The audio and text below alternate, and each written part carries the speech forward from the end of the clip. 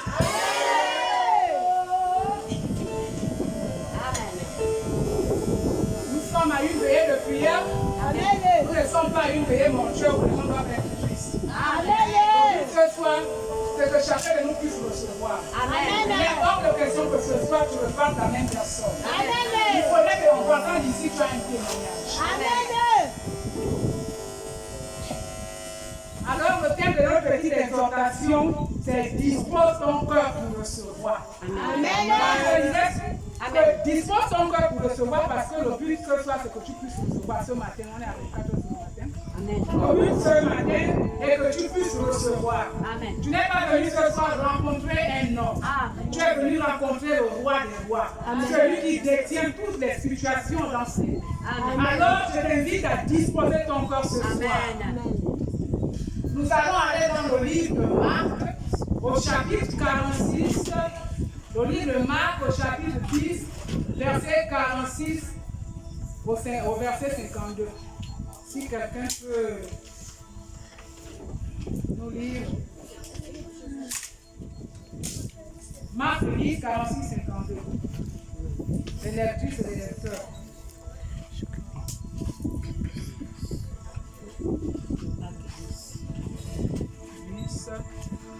46, 52. Je lis la parole de Dieu dans Marc 10, 46 à 52. La parole de Dieu déclare: Ils arrivèrent à Jéricho. Et lorsque Jésus en sortit avec ses disciples et une assez grande foule, le fils de Timée, Bartimée, mendiant aveugle, était assis au bord du chemin. Il attendit que c'était Jésus de Nazareth. Il se mit à crier: Fils de David, Jésus, aie pitié de moi. Plusieurs le reprenant pour le faire taire, mais il criait beaucoup plus fort: Fils de David, aie pitié de moi. Jésus s'arrêta et dit: Appelez-le. Ils appelèrent l'aveugle en lui disant: Prends courage, lève-toi, il t'appelle. L'aveugle jeta son manteau et se levant d'un bond, vint vers Jésus. Jésus, prenant la parole, lui dit: Que veux-tu que je fasse? Que veux-tu que je te fasse? Raouni lui répondit l'aveugle: Que je recouvre la vue. Alléluia. Amen. Je disais tantôt au début que nous sommes à une veillée de prière. Le but d'une veillée de prière, c'est de venir recevoir. Parce que nombreux parmi nous, il y a des personnes dans leur peau ou dans leur vie qui ont sûrement des situations qui les volent la paix. Amen. Ici, on nous parle de l'aveugle Bartimée. Bartimée qui était un homme comme toi et moi, qui dans sa peau était malade, il était aveugle. Chacun de nous connaît la condition quand on est aveugle. Quand on est aveugle, vraiment, on est coupé du monde. Nous n'avons pas les mêmes espérances que chaque être humain, parce qu'en nous, il y a quelque chose qui manque, la vue. Parce que si tu n'as pas de vue, tu ne peux pas entreprendre. Si tu n'as pas de vue, il y a beaucoup de choses que tu ne pourras pas faire. Ici, on nous parle de cet homme qui était malade. Qui a entendu parler de Jésus comme toi et moi? Ce soir, nous entendons parler de Jésus. Et Bartimée a entendu parler de Jésus. Jésus qui passait par sa vie. Bartimée a dit, ah, Jésus, j'ai entendu tant parler de cet homme. Mais ce soir ou ce matin, je ne sais pas à quelle époque il était, peut-être le matin ou le soir, et aujourd'hui, il faudrait que je puisse attraper ma bénédiction. Et Bartimée a crié auprès de Jésus. Jésus, Jésus. Jésus a répondu et il a recouvré la vue. C'est comme toi ce soir, tu es venu dans la présence de Dieu ce soir. Comme je le disais tantôt, c'est pas pour que tu ne parles à même personne. Ce qui est sûr, c'est que tu es venu dans la présence de Dieu avec une situation qui complique ta vie, qui vole ta paix, qui vole ta joie. C'est une situation qui fait en sorte que tu ne puisses pas avancer, que ce soit dans ta famille ou dans ta vie en plus. Ici, Bartimée, c'est le synonyme de la honte. Bartimée, c'est le synonyme de l'humiliation. Parce que quand Timée, c'est la honte, c'est l'humiliation. Quand tu as l'humiliation dans la société, c'est que tu ne vaux absolument rien. Amen. Alors, Bartimée aussi ici représente la vie sans Jésus-Christ. Quand tu n'as pas la vie avant de rencontrer Jésus-Christ, tu es Bartimée. Bartimée, c'est cet homme-là qui n'a pas de vie. Ou qui est dans la présence de Dieu, mais ne réalise pas l'autorité de l'enfant de Dieu qu'il est. Ce soir, je t'invite à recouvrir l'identité de Christ qui est en toi. Ici, nous voyons pas du manteau de Bartimée. Et quand dans la présence de Dieu, il y a certaines choses que nous devons arrêter de faire. Nous voyons bien que non, quand Bartimée a appelé Jésus, la première chose qu'il a fait, il a enlevé son manteau. Amen. Il a enlevé son manteau parce qu'il savait qu'avec son manteau, il ne pouvait pas s'approcher de Dieu parce qu'il était sale. C'était le manteau de l'humiliation, le manteau de la honte, le manteau de la pauvreté. Parce que Bartimée, c'était un mendiant. Ce soir, je déclare que tu n'es pas Bartimée. Tu n'es pas Bartimée. Bartimée, c'était un mendiant.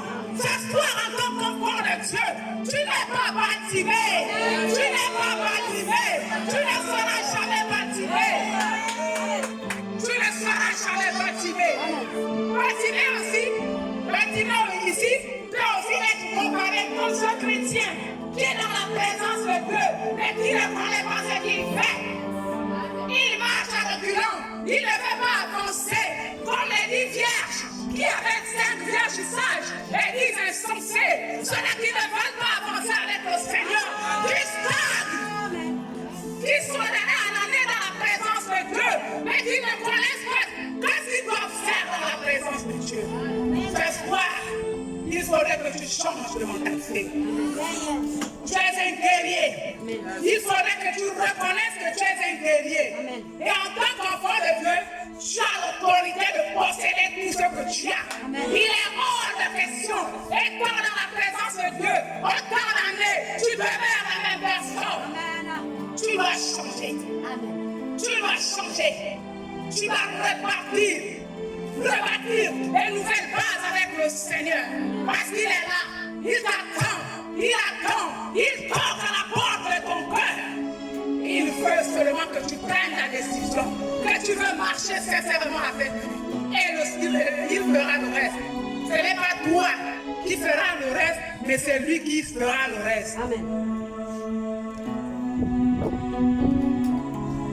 Ce soir, l'histoire de Bartimée nous interpelle tous. Que ce soit les pasteurs, que ce soit les fidèles. Amen. Parce que ce soir, dans cette présence, il n'y a pas de pasteur, amen, il n'y a pas de fidèles. Ce soir, il n'y a que des âmes du Seigneur. Parce que nous sommes tous venus à la rencontre du Seigneur ce matin. Nous sommes venus communier au repas du Seigneur. Alors nous avons des attentes. Tout comme Bartimée, chacun veut recouvrir la santé. Bartimée avait un problème de vue. Amen. Mais ce soir, toi-même, tu connais la condition qui fait face à toi. Et quand dans la présence de Dieu, il est hors de question que tu demeures aveugle. Tu n'es pas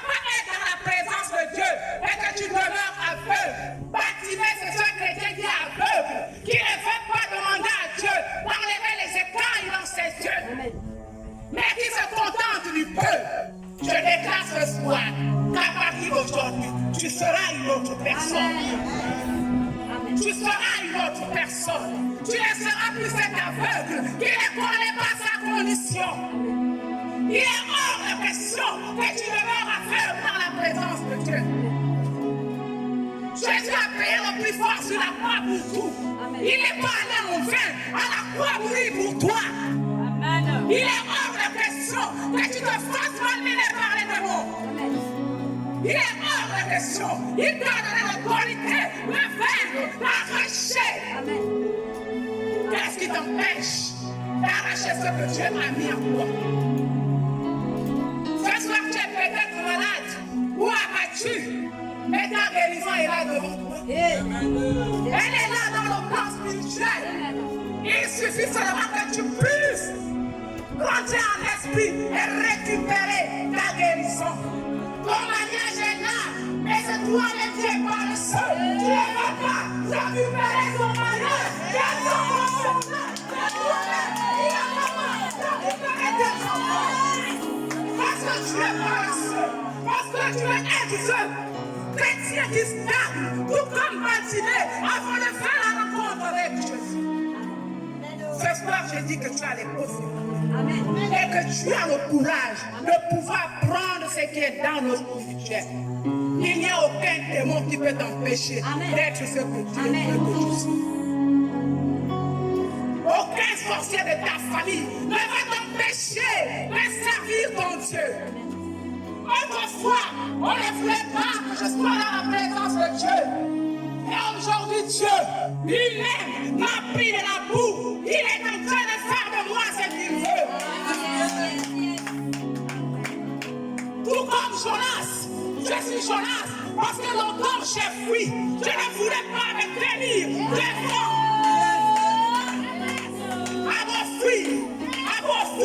À mon refusé, il a dit, tu ne pourras pas refuser, tu ne pourras pas refuser, tu seras l'école de Dieu que tu sois. Tu ne pourras pas fuir, parce que tu n'as pas la force et le courage de refuser d'être cette femme que je veux que tu sois. Il faudrait que tu donnes de l'espoir aux femmes comme toi. Tu dois donner de la force à celles-là qui n'ont plus de force.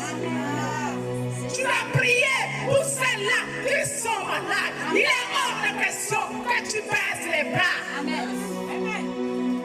Il m'a mis dans le ventre du poisson. Et ce soir, il est venu me vomir. Ce soir, il est venu me vomir.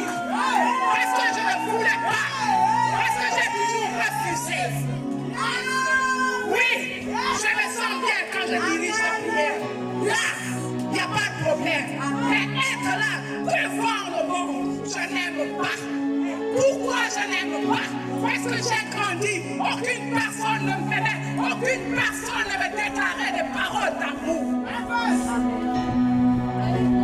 J'ai grandi dans l'humiliation, dans le mépris. Personne ne pouvait croire que moi, la fille de ma mère qui est appelée la rejetée, je pouvais me mettre devant ce public. Et tu as la capacité de prendre un chien et de le faire un homme. Frère, il est hors de question que tu demeures dans l'état de Bartimée afin de rencontrer Jésus. Il est hors de question que dans la présence de Dieu, tu refuses de grandir. Tu es cet homme ou cette femme qui amène les calomnies dans l'église ou séparer l'église. Nous constatons aujourd'hui à l'église d'addition comment la jeunesse est détruite par Satan. Les jeunes sont dans la fornication, ils forniquent, ils sont dans les publicités, ils sont dans l'ivrognerie. Et qui sera pasteur, prophète, évangéliste de demain? Si Satan est en train de les détruire, ils n'ont pas conscience que ce sont eux qui sont les pasteurs de demain, que ce sont eux qui sont les prophètes de demain, que ce sont eux les évangélistes. Ils n'ont pas conscience. Ils se disent qu'en fait, d'être jeunes, là dans le froid, de vivre dans le désordre. Et ils ne savent pas que c'est une tombe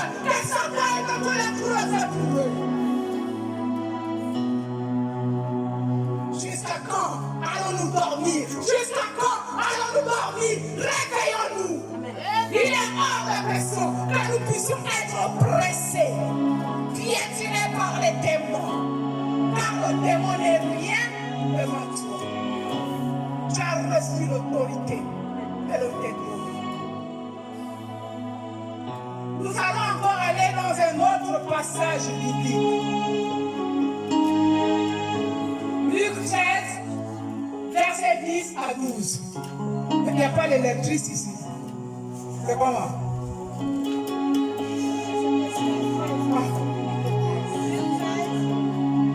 Luc 13, versets 10 à 12.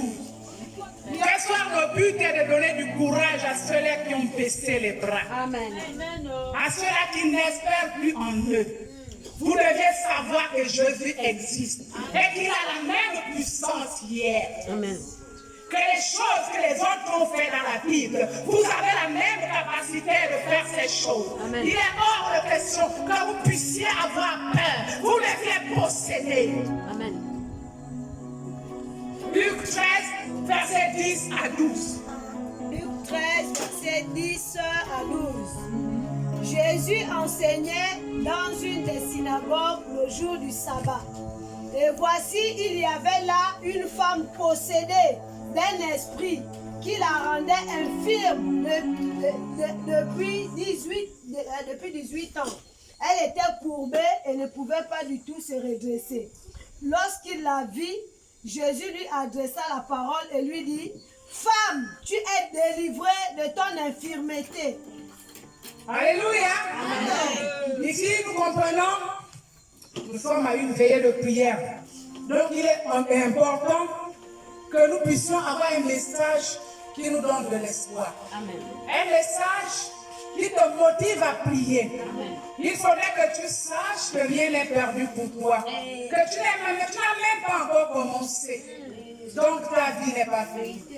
Si les hommes disent que ta vie est finie, mais tu n'es même pas encore commencé. Amen. Ici, on nous parle de cette femme qui, pendant 18 ans, souffrait d'infirmité. Elle était courbée. Elle ne pouvait pas, pendant les 18 ans, regarder d'autres personnes en face. Mais cette femme, tout comme Bartimée, a fait la rencontre de Jésus. Et Jésus l'a guéri.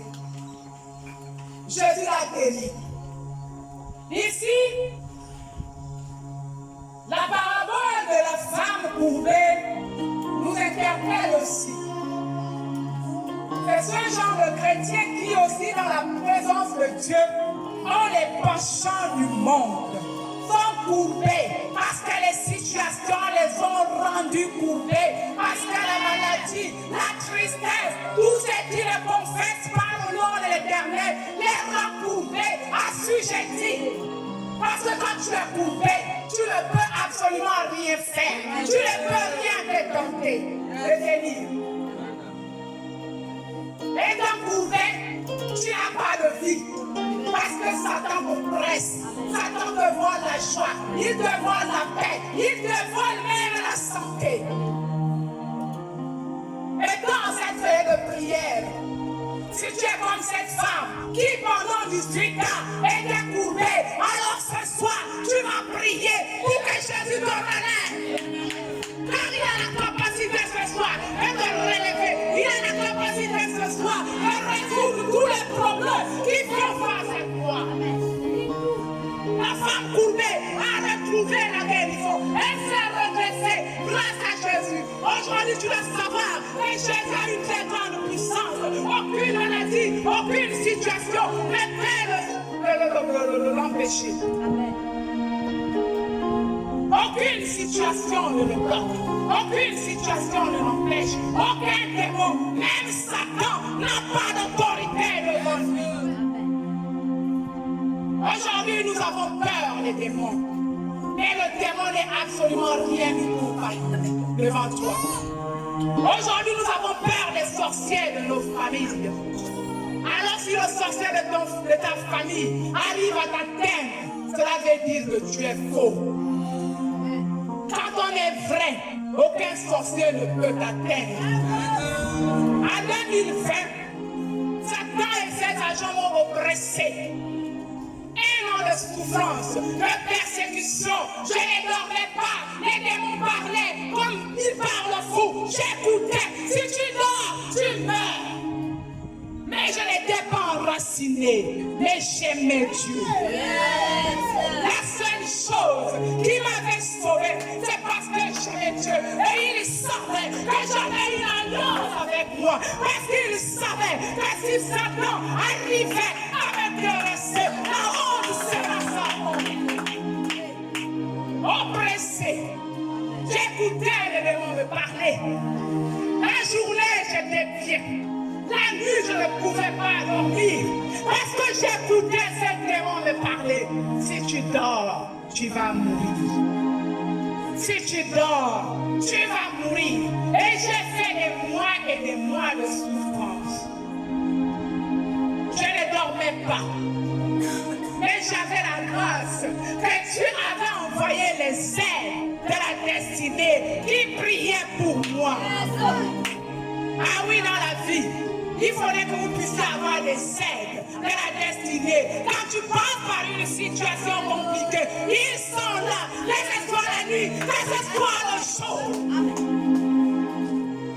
Dieu a suscité ces aides de la destinée pour moi, qui ne se reposaient pas, mais qui étaient là à mon chevet, qui compatissaient. Mais je n'avais pas de souffrance. Si j'avais le soubassement, ces démons n'allaient pas m'oppresser. Je n'avais pas de soubassement. Je ne comptais que sur l'amour de Dieu. Mais Dieu merci que cet amour m'a aussi sauvé. Et il s'est aussi souvenu de toutes ces personnes qui priaient pour moi. Parce qu'il ne pouvait pas aussi les décevoir. Alors ce soir, il est hors de question que toutes ces années, tu es dans la présence de Dieu. Et tu es dans le camp des 5 vierges insensées. Ces 5 vierges qui sont dans la présence de Dieu d'année en année. Ils ne grandissent pas. Ils viennent seulement entendre, s'asseoir. Ils ne veulent absolument rien faire dans la présence de Dieu qui bloque l'évolution de l'Église. Il est hors de question que ces choses se passent à l'Église de la mission. Si parmi vous, il y a des 5 qui font partie des 5 vierges insensées, je vous exhorte de changer. Parce qu'on ne connaît pas quand Dieu vient. Aujourd'hui, les gens meurent n'importe comment. Il n'y a plus d'enfants, il n'y a plus de vieux. N'importe qui meurt n'importe comment. Alors nous devons nous préparer pour ce jour. Depuis que je suis passé par les persécutions, je sais qu'à n'importe quel moment je peux mourir. Et parfois mon deuxième garçon me dit pourquoi je souhaite la malchance dans ta vie. Je dis je ne souhaite pas la malchance dans ma vie. Parce que Dieu m'a expérimenté ce qu'on appelle le couloir de la mort. Alors je sais qu'à n'importe quel moment je peux mourir. Mais la seule chose qui m'inquiète, est-ce que je suis conforme? Est-ce que je suis conforme à la parole de Dieu? Est-ce que je marche dans la vérité ou je fais semblant de marcher dans la vérité? Est-ce que toi tu marches dans la vérité ou tu fais semblant de marcher dans la vérité? Si tu marches dans le faux, tu es ton propre ennemi. Parce que quand la mort va frapper à ta porte, elle ne t'avertira pas. Elle viendra comme un voleur. Elle va te prendre. Tu vas te retrouver de l'autre côté. Et là, tu vas faire un grand choix. Le choix de tes actes sur terre. Le choix des actes sur terre. Tu vas réaliser la décision que tu as prise étant vivant. Nous devons ce soir prendre conscience. Conscience qu'étant en Christ, nous devons être enracinés. Nous devons faire ce que Dieu veut que nous puissions faire. Ici, il est question de foi. Pas une foi qui vacille, une foi qui est bâtie sur le roc. Le Saint-Esprit se ce soir, que nous puissions être comme le cocotier. Peu importe les vents, peu importe les tempêtes, il ne tombe pas. Il est là. Il est hors de question que tu ne puisses pas avoir un bon soubassement. Le Saint-Esprit ce soir t'interpelle à changer de comportement, à prendre les initiatives. À prendre les initiatives. La maison du Seigneur n'est pas un marché où on vient faire n'importe quoi, quand on veut, comme on veut. Il est hors de question que nous puissions vivre dans l'hypocrisie. Nous devons changer. Et nous devons comprendre que peu importe ce qui nous afflige, il y a celui-là qui est mort sur la croix pour nous, qui a la capacité d'enlever peu importe la malédiction. Même s'ils ont dit que tu n'allais pas demander, je déclare, je décrète que tu l'as. S'ils ont dit que tu ne feras pas d'enfant ce soir, je décrète que tu les feras. Amen. Ici, c'est activer ta foi. Et la foi de la Samaritaine. Et la foi de la Samaritaine. Qui pendant 12 ans souffrait. Mais quand elle a aussi entendu parler de Jésus, elle n'a pas demandé l'imposition de main. Parce qu'aujourd'hui, les chrétiens se disent être délivrés. Il faut l'imposition des mains. Les chrétiens de l'imposition des mains. Qui se disent que le fait qu'on les impose les mains, ils seront guéris. On va t'imposer les mains, le démon va sortir. Mais si tu n'es pas vrai, il viendra, il va te terrasser. Mais la Samaritaine a dit, j'ai entendu parler de Jésus. Je vais seulement toucher le pan de sa robe. Une aussi grande foi, est-ce qu'on peut encore la trouver? Une aussi grande foi, la foi de la femme à la perte de sang, pas la Samaritaine. La foi de la femme à la perte de sang, qui pendant 12 ans souffrait. Il suffit que je touche le pan de sa robe et je serai guéri. Alléluia. Combien de fois c'est merveilleux. Tu n'as pas besoin d'avoir la foi de Thomas pour que tu saches que Jésus a la capacité de te guérir, que Jésus a la capacité de te donner le travail, que Jésus a la capacité de te donner le mari. Et si Jésus te donnait le mari, est-ce que tu allais encore être vrai avec Dieu? S'il te donne aussi le travail, est-ce que tu es sûr que tu seras vrai avec Dieu? Ou le même travail qu'il t'a donné sera le travail qui va creuser ta propre tombe. Ici, on a une veillée de prière, pas une veillée mortuaire. Ici, le but que chacun de nous ce soir doit recevoir tout le cœur. Dispose ton cœur pour recevoir. Dispose ton cœur pour recevoir. Parce que ce qui fait blocage, quand tu ne reçois pas, c'est ton cœur. Alors ce soir, tu dois disposer ton cœur pour recevoir ce que tu veux.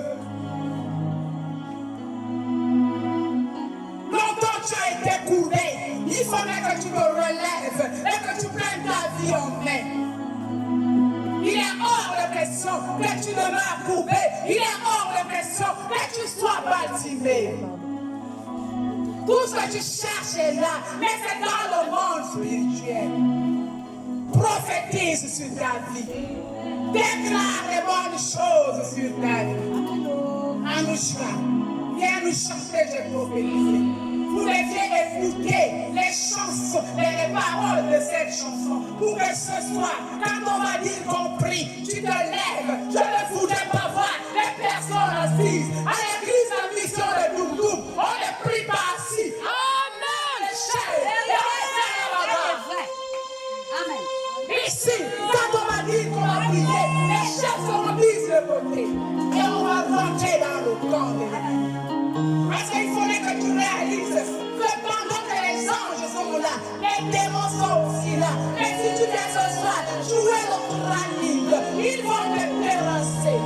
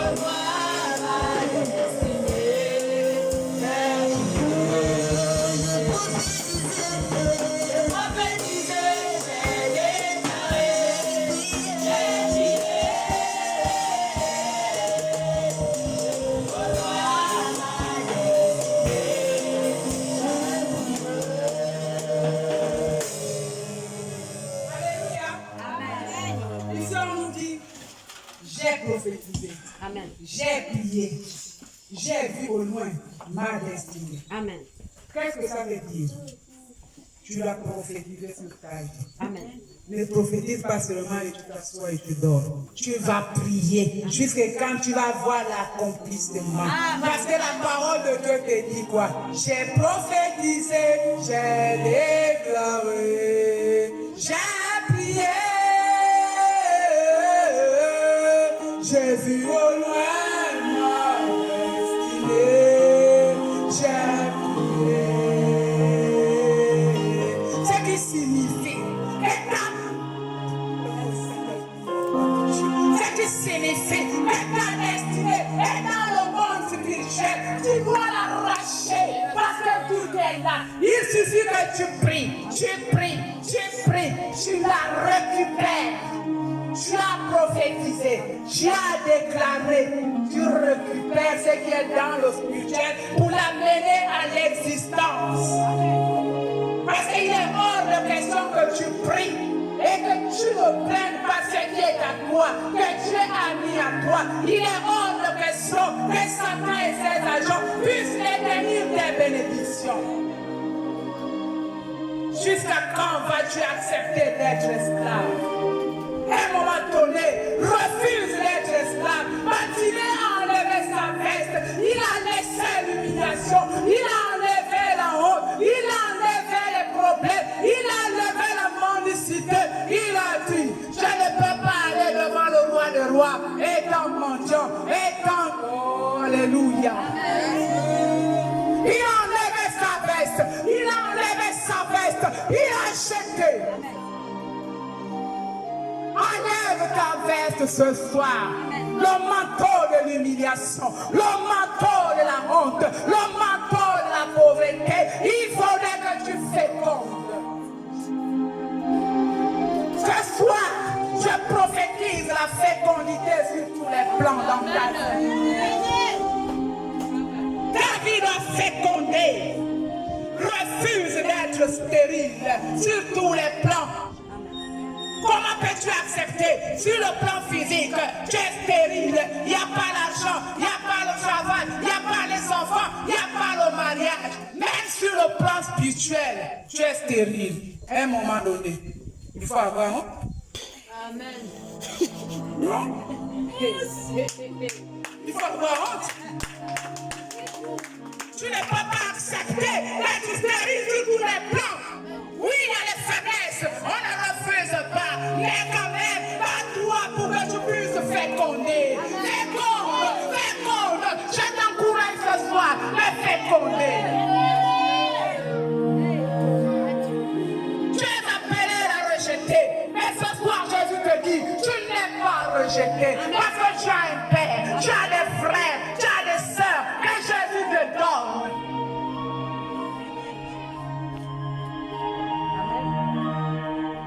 Refusons d'être ce que le diable veut que nous soyons. Ne l'acceptons pas. Même si c'est compliqué, refusons. Refusons. Refusons.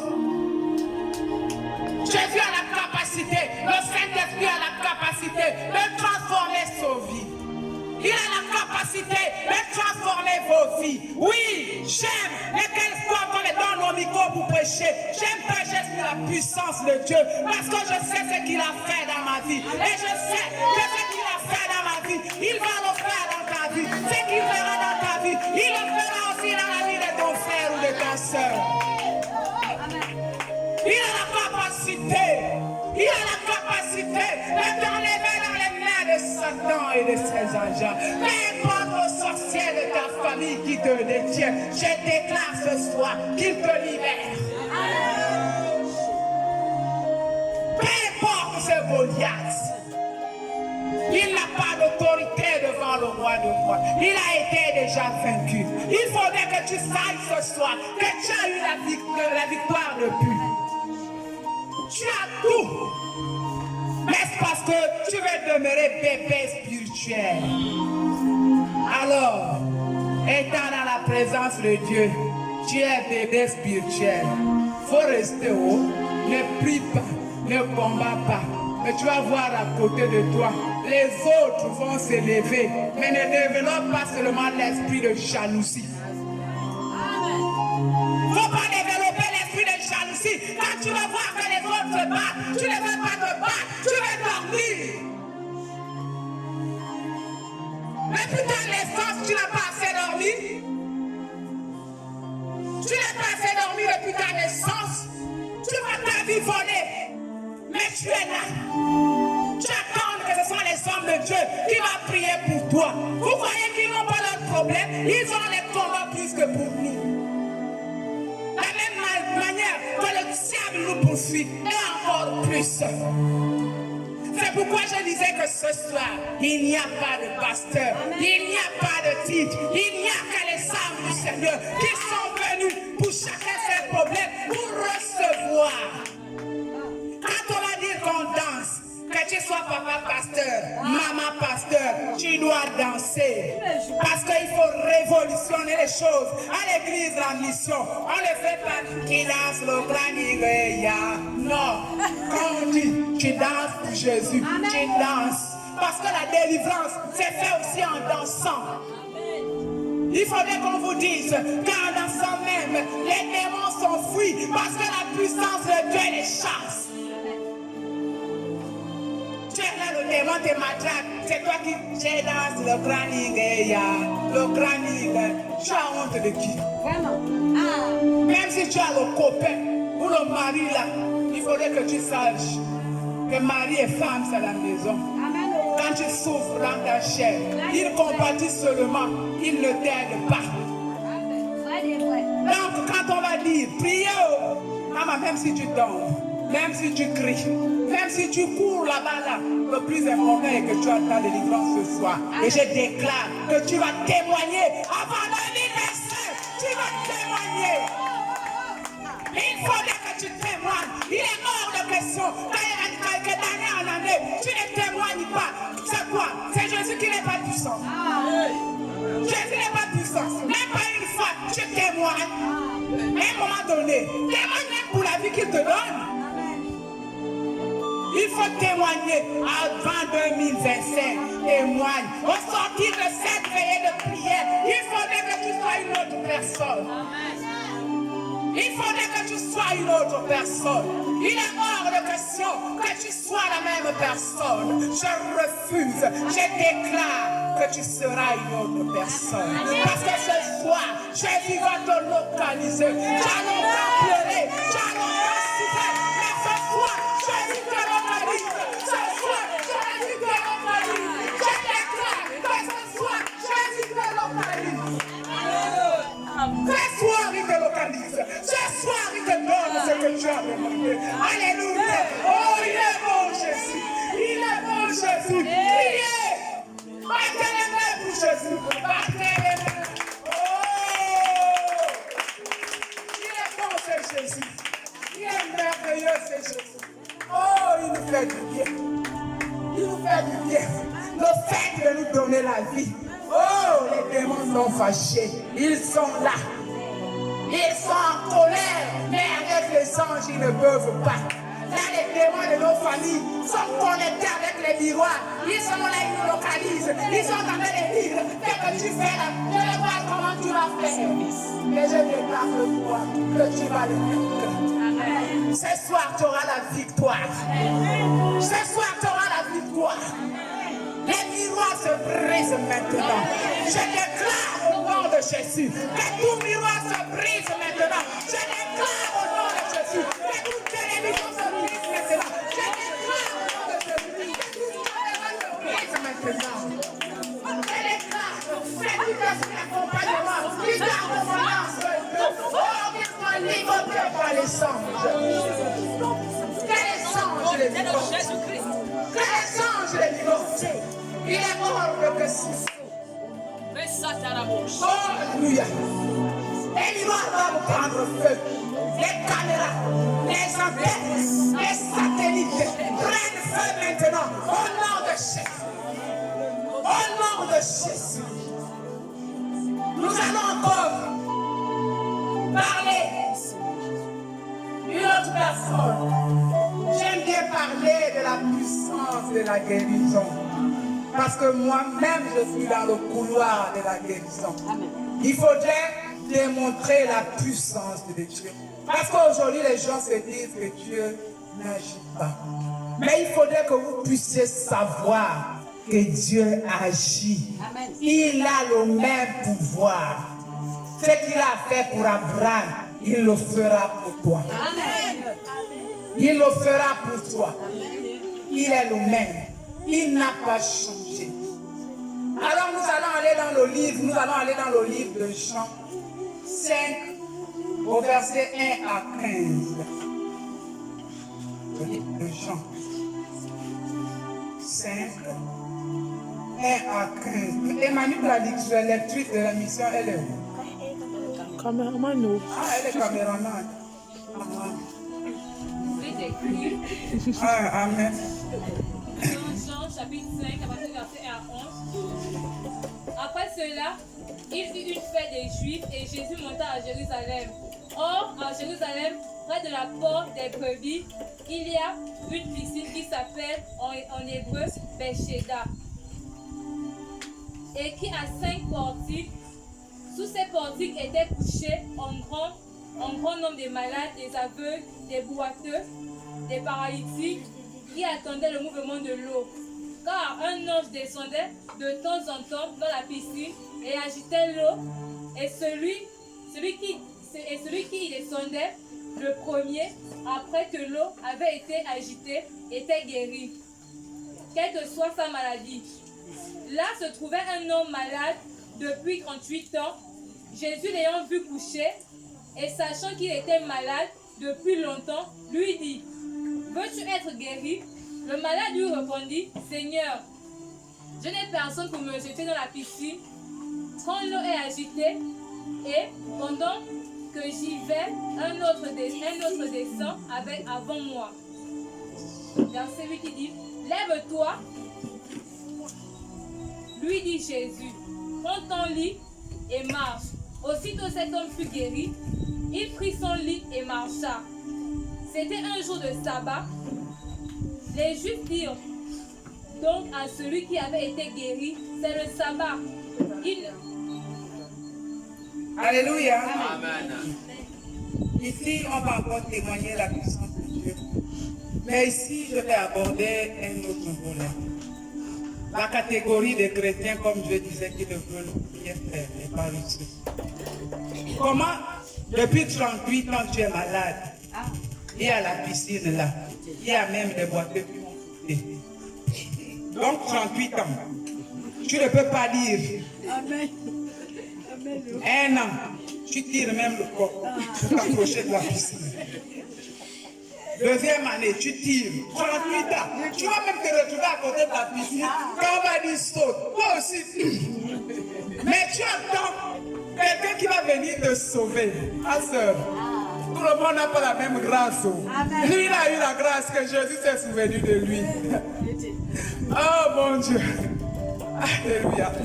La catégorie des chrétiens paresseux. Pendant 38 ans, tu as la solution. On te dit que ta guérison, tu vas soi-même, tu sautes. Tu ne fais pas la veillée de prière, tu ne fais pas le jeûne d'Esther, rien du tout. Tu es seulement couché. Même pas une année, tu dis bon, je vais pousser un peu. Je pousse un peu. Je pousse un peu. Quand on va dire saute, quand les anges vont dire saute, allez, moi aussi, je serai parmi les premiers. Mais tu es là couché. Tu es là couché. Tu attends que quelqu'un d'autre vienne te donner la guérison. Arrêtons. Lui, il a eu sa chance. Tout le monde n'a pas la même chance. Il y a des délivrances que Dieu veut que c'est toi-même qui te lèves pour prier pour ta vie, pour prier pour tes enfants, pour que tu sois sauvé. Chrétiens de l'imposition des mains, les paresseux. Ce n'est pas mauvais qu'on impose les mains, parce qu'à chaque fois qu'on impose les mains, la puissance de Dieu pénètre. Mais il faut aussi fournir d'efforts. Arrêtons de donner trop du travail aux pasteurs. Ils ont aussi des vies.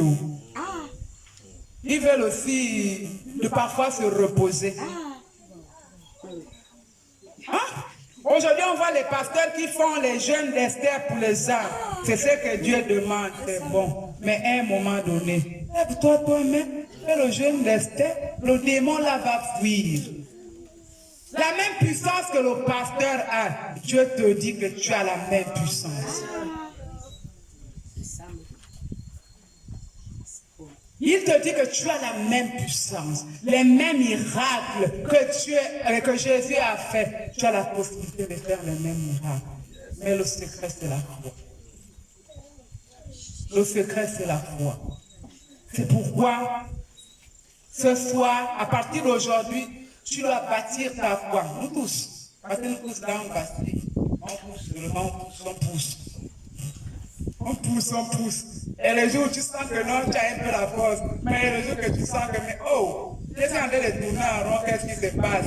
Des fois, on accuse les pauvres démons cadeaux. Parfois, tout, il n'y a pas seulement que les démons. Parfois, les démons ne font rien. Parfois, tu es en train de faire rien. Il ne faudrait pas que tout échec là, on accuse seulement les démons. Non, non, non, non, non. Il y a des situations qui dépendent de notre façon de vivre, de notre caractère. Le caractère aussi est un blocage. Le caractère aussi est un blocage. Si tu as un mauvais cœur, Dieu bloque tes bénédictions. Tu as un mauvais cœur, Dieu bloque tes bénédictions. C'est pourquoi dispose ton cœur pour recevoir. Tu es chantre, tu es intercesseur, tu es je ne sais pas quoi dans la maison du Seigneur. Travaille sur ton cœur. Tu es femme de pasteur, travaille ton caractère. Il est hors de question que tu sois femme de pasteur, que tu sois intercesseur, et que tu puisses avoir le caractère de quelqu'un qui n'est pas converti. Il est hors de question. Quand on voit la sémence qui est en toi, c'est la même sémence que chez le païen. Il n'y a pas de changement. Et après, c'est l'église qu'on juge. Que l'église n'a pas de puissance parce que tu n'as pas travaillé ton cœur. Tu vas appartenir à un département. Travaille ton caractère. Tu veux être femme de pasteur. Travaille ton caractère. Tu veux être pasteur. Travaille ton caractère. Il est hors de question que ton caractère ne soit pas changé. Il est hors de question que tu ne puisses pas demander à Dieu de changer. Parce que ce n'est pas toi qui change, c'est Jésus-Christ qui change. Autrefois, j'étais colérique, je cassais les choses. Mais depuis 5 ans, j'ai demandé à Dieu, enlève à moi la colère. Oui, j'étais colérique, possessive, même avec mon époux, même avec mes enfants. J'ai demandé à Jésus de m'aider. Parce que moi-même, je ne pouvais pas m'aider. Aujourd'hui, il y a quand même le changement. Pas que je ne me fâche plus. Mais il y a le changement. Et depuis qu'il y a le changement, j'ai la paix. En moi-même, j'ai la paix.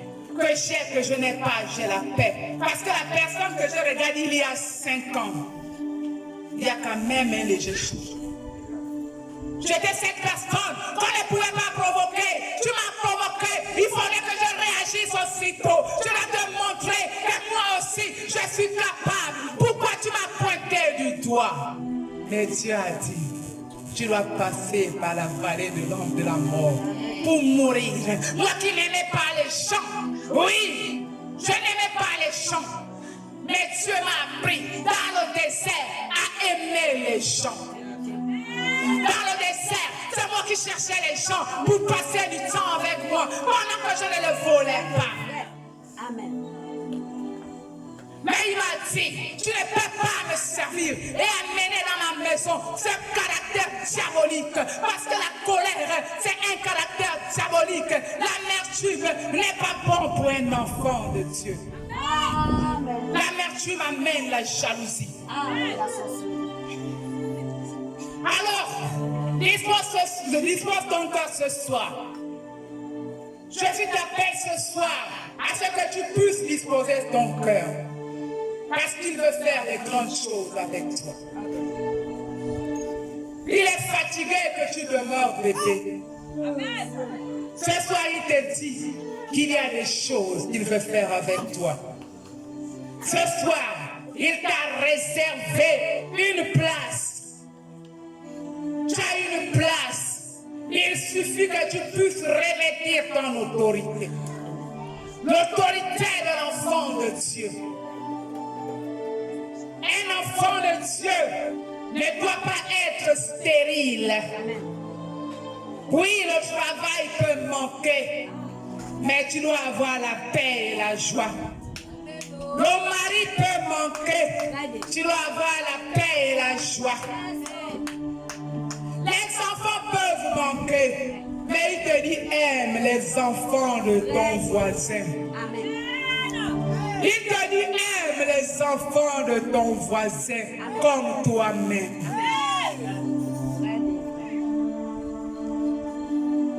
Dieu aime l'amour et Dieu travaille dans l'amour. Là où il n'y a pas d'amour, il n'y a pas de puissance et de force.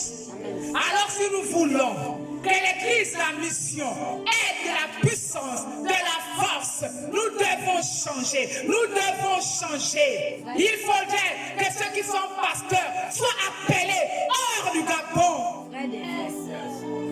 Nous devons faire les nations. On doit inviter nos pasteurs au Ghana, en France, au Canada, parce que là où il y a les enfants de Dieu, on est appelés à partir partout. Mais Dieu veut que nous puissions avoir de l'amour. Travaillons pour l'amour. C'est l'amour qui déclenche les bénédictions. C'est l'amour qui te fait créer un chemin. Si tu es égoïste, maman, il va te traiter durement. Il va se rassurer que même s'il t'a donné une chose, il te l'arrache. Ce n'est pas le diable lui-même. S'il t'a donné un mari et que tu es dans la présence de Dieu et que tu n'arrives pas à avoir un caractère qui attire Dieu, il va faire en sorte de te l'enlever. Même si on dit qu'à l'église on ne divorce pas, mais il peut te foutre et puis il reste sans se marier. Ce n'est pas interdit. Mais on ne le conseille pas. Il faut travailler sur le caractère. Parce que ce qui fait blocage chez les enfants de Dieu, c'est le caractère qui fait en sorte que nous ne recevons pas.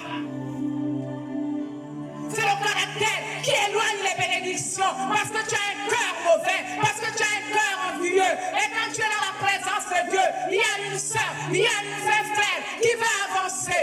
Tu ne veux pas. Acceptons de mourir. Une fois j'avais pris la parabole ici. C'est Papa Théo qui avait donné cette parabole. Il avait pris l'exemple d'une mangue artificielle et une mangue naturelle. Il a dit, tu prends la mangue artificielle, tu prends la mangue naturelle, vous déposez dans une chambre. Même 3 mois après, vous revenez. Tu vas remarquer que la mangue artificielle n'a pas changé. L'état des chrétiens qui ont un mauvais caractère, qui ne veulent pas changer, qui ne veulent pas faire d'efforts, les paresseux. Après 3 mois, tu reviens, la mangue naturelle a pourri.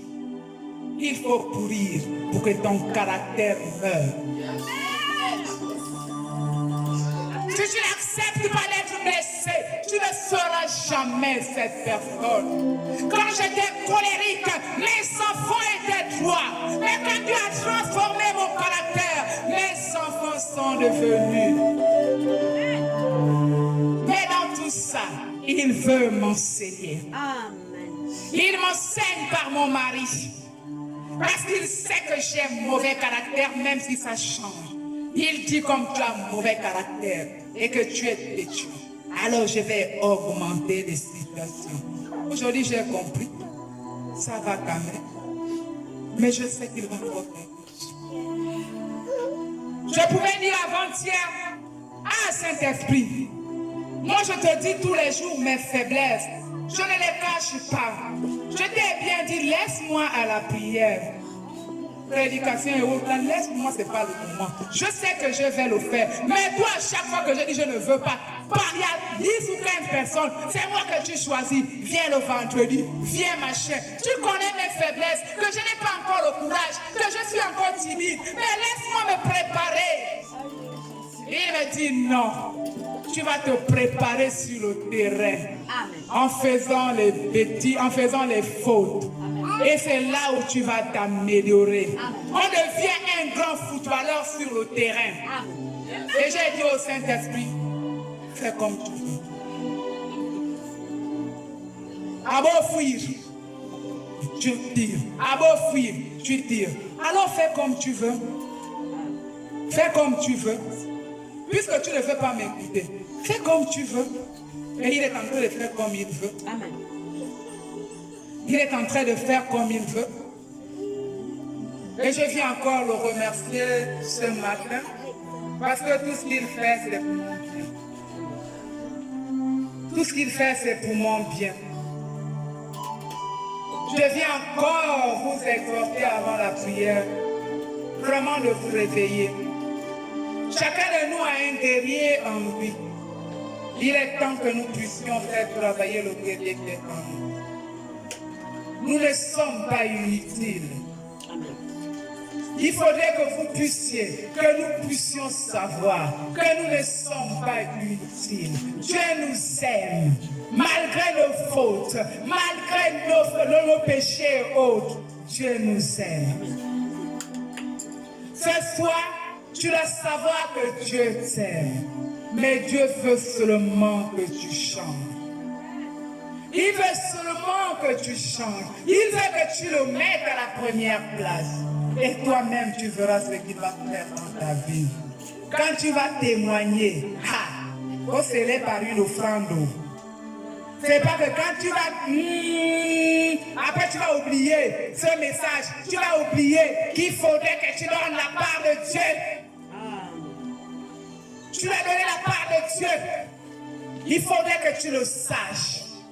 Alors nous allons nous lever. Alléluia. Sécurité. Les chaises à côté.